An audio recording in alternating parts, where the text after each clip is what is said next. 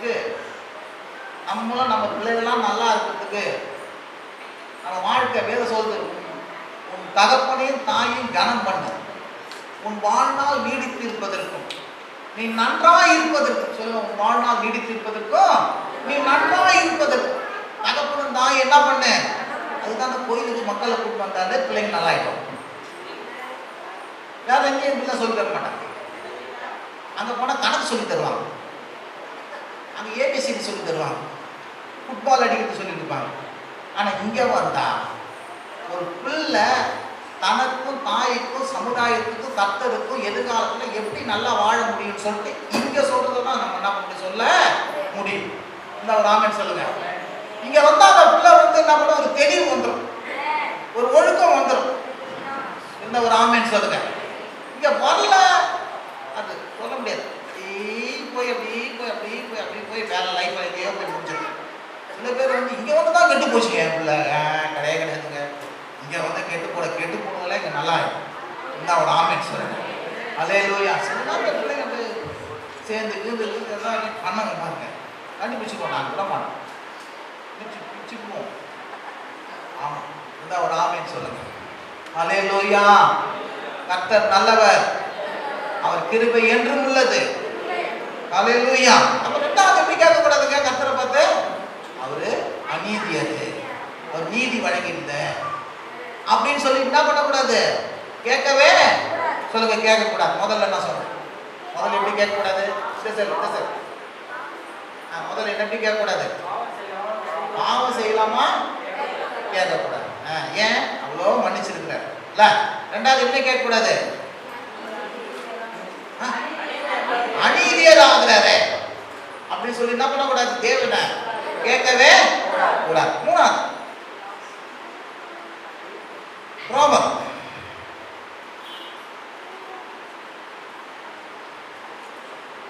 டஃபாவே தான் போறோம்.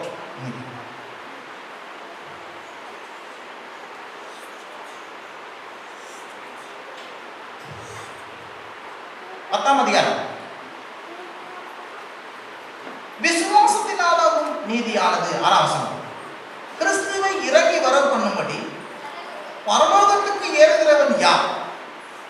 அல்லது கிறிஸ்துவை மரித்தோரிலிருந்து ஏறி வர பண்ணும்படி பாதாளத்துக்கு இறங்குவன் யார் என்று உன் உள்ளத்தில் சொல்லாதிருப்பாயாக என்று சொல்வதுமின்றி இந்த வார்த்தை உனக்கு சமீபமாயும் உன் வாயிலும் உன் இருதயத்திலும் இருக்கிறது என்று சொல்லுகிறது. இந்த வார்த்தை நாங்கள் பிரசங்கிக்கிற விசுவாசத்தின் வார்த்தை என்னவென்று, கர்த்தராகிய இயேசுவை நான் வாயினால் அறிக்கையிட்டு தேவன் அவரை மரித்தோரிலிருந்து எழுப்பினார் என்று உன் இருதயத்தில் விசுவாசித்தால் ரட்சிக்கப்படுவாய். நீதி உண்டாக இதயத்தில் விசுவாசிக்கப்படும், ரட்சிப்பு உண்டாக வாயினாலே அறிக்கைப்படப்படும். மூன்றாவது எப்படி பேசணும் கவனிங்க, அற்புதமான காரியம். மூணாவது, தேவனுடைய காரியங்களை அவிசுவாசமா என்ன பண்ணக்கூடாது, பேசக்கூடாது. சொல்லுங்க, அவிசுவாசமாய் பேசக்கூடாது. எஸ்பெஷலி எதை பேசக்கூடாது, என்னப்பா எல்லாம் சொல்ல, உங்க கடவுள் அப்படியே மனுஷனா வந்தான், அவர் எப்படி மேல இருந்து கீழே இறங்கி வந்திருப்பார், இப்படி என்ன பண்ணாத பேசாது. இது வந்து உலகத்தான் பேசுறது, நீங்க என்ன பண்ணக்கூடாது, பேசக்கூடாது. அடுத்து அவர் செத்துருவாராம், அவர் எப்படி யாரு போய் அவர் பாதாளத்திலிருந்து தூக்கிட்டு வந்தாங்க, அது எப்படி நடக்கும், இப்படி என்ன பண்ணாத பேசாது. இதுதான் வந்து நாங்கள் அவருடைய மனுஷ பிறப்பையும் அவர் பரலோகத்திலிருந்து இந்த பூமிக்கு வந்ததையும் மீண்டும் பாதாளத்திலிருந்து எழுந்து பரலோகத்துக்கு ஏறியதையும் அவிசுவாசமாய் நீ என்ன பண்ணக்கூடாது, பேசவே கூடாது. எஸ்பெஷலி எதை, அவருடைய பிறப்பையும் அவருடைய வாழ்க்கையும் அவர் மரித்ததையும் அவர் உயிர்த்தெழுந்ததையும் பரலோகத்துக்கு போனதையும் இதையெல்லாம் கொடுத்து என்ன பண்ணக்கூடாது, அவிசுவாசமா என்ன பண்ணக்கூடாது, பேசக்கூடாது. அப்படி பேசுற ஆளுங்க யாரு, விசுவாசம் இல்லாத ஆளுங்க. அப்படி பேசுற ஆள் யாரு, ரட்சிக்கப்படாத மக்கள். அப்படி பேசுற யாரு, இயேசுவை தெரியாத ஆட்கள். அவங்க அப்படிதான் பேசியிருப்பாங்க, அதெல்லாம் உள்ள வர மாட்டாங்க. அவங்க நீங்க சொல்றது நான் நம்ப மாட்டேன், இயேசு வந்தாராம் அவர் தான் கடவுள்ன்றீங்க, அல்ல நான் நம்ப மாட்டேன். அவர் மரிச்சாராம், அவர் மரிச்சவங்க உயிரோடு எழுந்தாராம், அதெல்லாம் நான் நம்ப மாட்டேன். அது எப்படி நடக்கும், இதுதான் என்னதுங்க? அவிசுவாசமான வார்த்தை. இதுதான் உலகத்தார் வார்த்தை. இந்த அவிசுவாசமான வார்த்தை, உலகத்தின் வார்த்தை என்ன பண்ணக்கூடாது? உங்க வாயில என் வாயில என்ன பண்ணக்கூடாது? இருக்கவே கூடாது. எத்தனை பேருக்கு விளங்குங்க? முதல்ல மன்னிப்பு குறித்து இருக்கிற அந்த காரியத்தின் நிமித்தமா பாவம் செய்யலாமா அந்த வார்த்தை இருக்கக்கூடாது. ரெண்டாவது, அவர் அநீதியரு, அவர் நீதி இல்லாதவர் என்று என்ன பண்ணக்கூடாது? அந்த வார்த்தை கூடாது.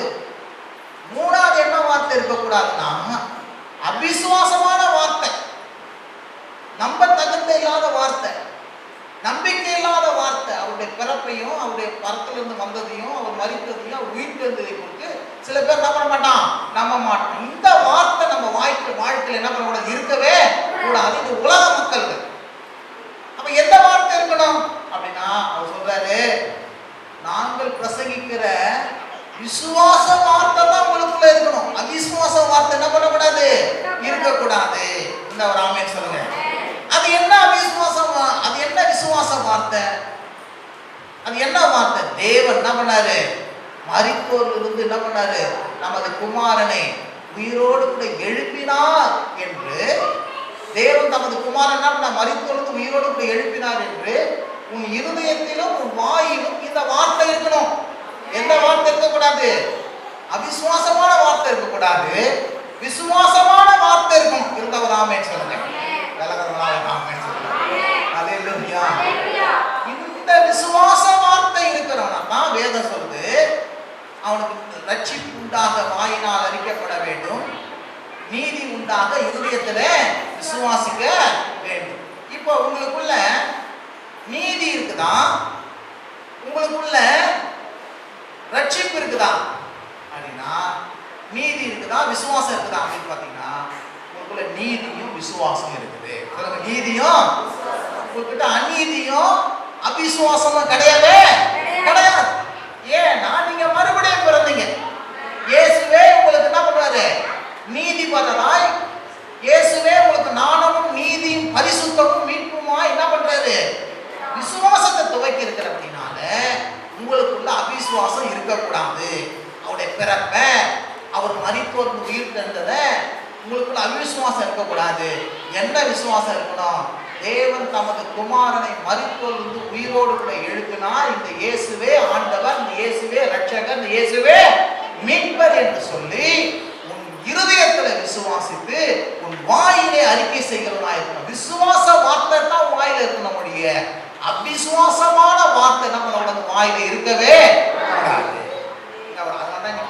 முடிக்க சொல்ல சொன்னேன், இயேசுவே ஆண்டவர், இயேசுவே ரட்சகர், இயேசுவே மீட்பர். இந்த வார்த்தை தான் உன் இருதயத்தில் இருக்கணும். ஒழிய இந்த வார்த்தை தான் வாயில இருக்கணும். ஒழிய ஒரு நாளும் இயேசுடைய மரணத்தையும் உயிர்த்தெழுதலையும் இயேசுடைய பிறப்பையும் அதை குறித்து சந்தேகம், அதை குறித்து அவிசுவாசம், அதை குறித்து தப்பான காரியங்களும் உன் உள்ளத்துல என்ன பண்ணக்கூடாது? இருக்கவே கூடாது என்று வேதம் என்ன பண்ணுறது? திட்டமாய் சொல்லுகிறேன். ஆமென் சொல்லுங்க. உங்களுக்குள்ள அப்படியாவது இருக்கிறீங்களா? அப்படி இருக்கணும்னா உடனே நான் எடுத்துப்பாங்களே,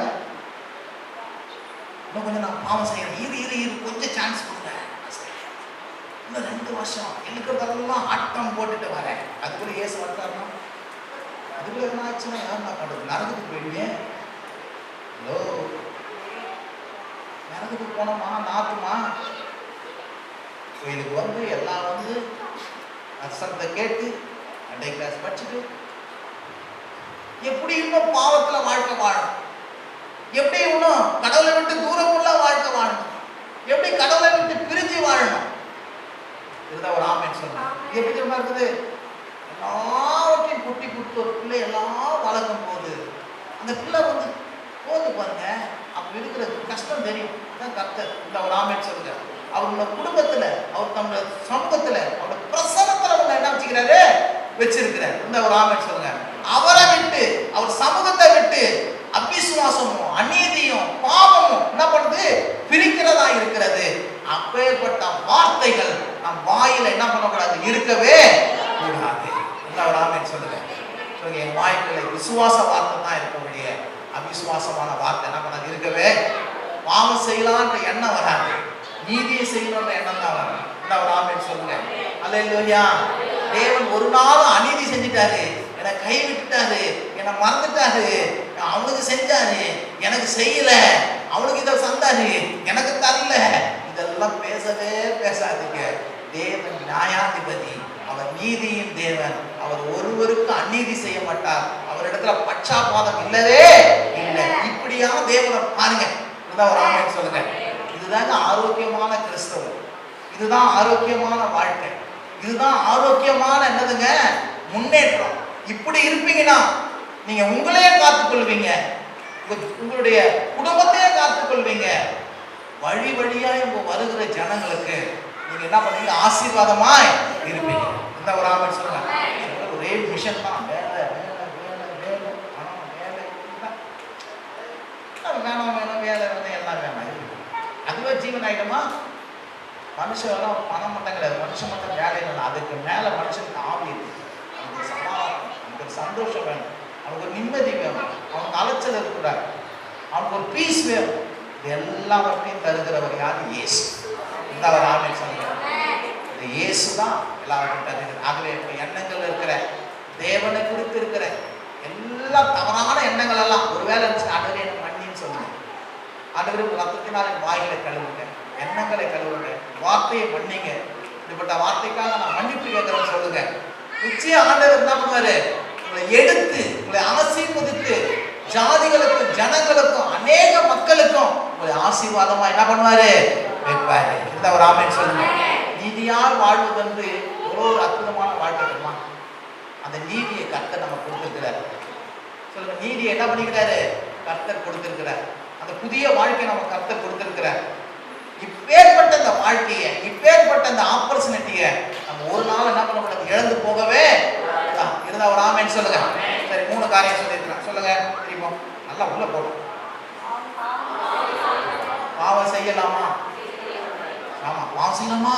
கிருபை பெருகுதே, இவ்வளவு மன்னிக்கிறாரு, இன்னும் கொஞ்சம் பாவம் செய்வாரு, இன்னும் கொஞ்சம் பாவம் செஞ்சுட்டு இன்னும் கொஞ்சம் போய் மன்னிப்பு கேட்டுக்கலாம் அப்படின்ற எண்ணம் என்ன பண்ணக்கூடாது? நம்ம தேவத்தை நல்லா மன்னிக்கிறாரு, இன்னும் கொஞ்சம் நல்லா ஆட்டம் போட்டாங்க, இன்னும் கொஞ்சம் நல்லா ஆட்டம் போட்டாங்க அப்படின்ற எண்ணம் நமக்குள்ள என்ன பண்ணக்கூடாது? வரவே கூடாது. 2வது, அதுக்கு என்ன கடவுளாக அவனுக்கு மட்டும் நல்லா செய்யறது, இவங்களை மாதிரி எப்படி வச்சுக்கிட்டே இருப்பாரு, இப்படி பேசவே பேசாத. இந்த ஒரு ஆமென் சொல்லுங்க. அவர் நல்லவர். அவர் யாரு? நல்ல நீதிபரர். அவர் அநீதியர் கிடையவே நமக்கு சில நேரத்தில் விளங்காது. அவர் நீதி உள்ள தேவன் சொல்லுங்க. அவர் நீதி உள்ள. அப்புறம் 3வது, அவிசுவாச வார்த்தை இருக்கக்கூடாது. என்ன வார்த்தை இருக்கணும்? விசுவாசம். அவர் பிறப்பையும் அவர் மரணத்தையும் அவர் உயிர் தெழுதலை கொடுத்து அவிசுவாச வார்த்தை இருக்கக்கூடாது. நமக்குள்ள என்ன வார்த்தை இருக்கணும்? விசுவாச வார்த்தை இருக்கணும். ஆமென். ஹல்லேலூயா, ஹல்லேலூயா. பிரபாகர் ஜெபம் பண்ணுங்க.